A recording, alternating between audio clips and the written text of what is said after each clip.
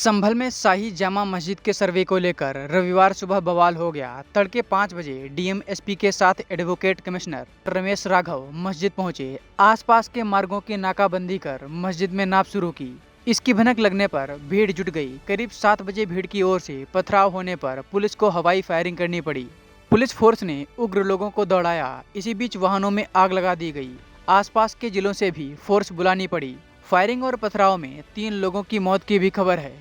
मृतकों में नईम काजी, रुमाल खां और बिलाल अंसारी शामिल हैं। हालांकि अभी 3 मौत की आधिकारिक पुष्टि नहीं की गई है। करीब 10:30 बजे सर्वे टीम लौट गई, लेकिन संभल में तनाव की स्थिति लगातार बनी हुई है। इस मामले पर समाजवादी पार्टी की तरफ से बड़ा बयान सामने आया है। समाजवादी पार्टी के एमपी रामशंकर राजभर ने कहा है कि ध्यान भटकाने के लिए भारतीय जनता पार्टी की यह पुरानी आदत है। समाजवादी पार्टी की तरफ से रामशंकर राजभर ने कहा कि यह बहुत बड़ी साजिश है। देखिए, ध्यान भटकाने के लिए गड़े मुर्दे उखाड़ना भारतीय जनता पार्टी की पुरानी आदत है।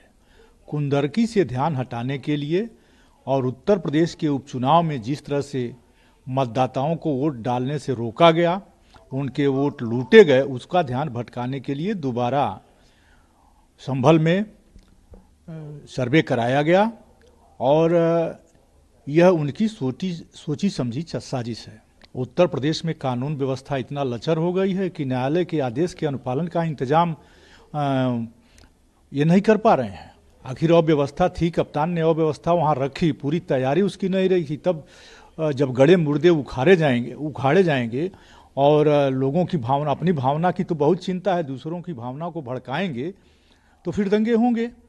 तो यह टोटली कानून व्यवस्था का निकम्मापन है और कानून व्यवस्था इनकी उत्तर प्रदेश में फेल हो चुकी है।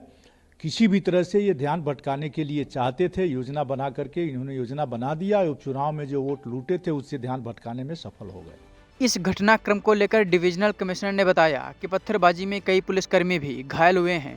डिविजनल कमिश्नर ने बताया है कि पत्थरबाजी छतों पर से भी की गई, जिसमें महिलाएं भी शामिल हैं। सर्वे के दौरान ये पथराव वगैरह ये सब मामला सामने आया, तो क्या कहना चाहिए और क्या क्या स्थिति है? देखिए, ये आज जो कोर्ट के आदेश है, यहाँ पर 7 बजे से 11 बजे तक सर्वे का यहाँ प्लान था और सर्वे चल रहा था और पीसफुल सर्वे चल रहा था। 7 बजे टीम पहुंच गई थी। इसी दौरान कुछ लोग इकट्ठे हुए जामा मस्जिद के सामने नारेबाजी करने लगे और नारेबाजी के उपरांत वहां पुलिस की सुरक्षा थी, पर्याप्त सुरक्षा थी। कुछ देर बाद उनमें से लोग पथराव करने लगे। पुलिस ने फिर उन्हें खदेड़ा तो बड़ी भारी संख्या में इकट्ठे हो गए। भारी संख्या में तो क्या 2-3 हजार लोग रहे होंगे जिन्होंने पथराव शुरू कर दिया। और उस पथराव के बाद जब पुलिस ने आंसू गैस के गोले छोड़े तो उनमें से फायरिंग भी छत पर से की गई। उनकी पहचान की जा रही है कि कौन कौन लोग थे उसमें।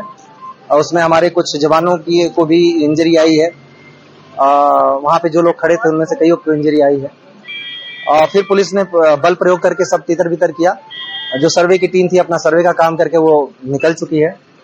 फिर दूसरी जो घटना हुई यहाँ पे दीपासराय में, मैं और डीआईजी साहब मौजूद थे, वहां पे हुई है और वहां पे भी हम लोगों ने पथराव करने वालों को पीछे खदेड़ दिया। जो लोग इसमें से कई सारे लोग डिटेन भी किए गए हैं।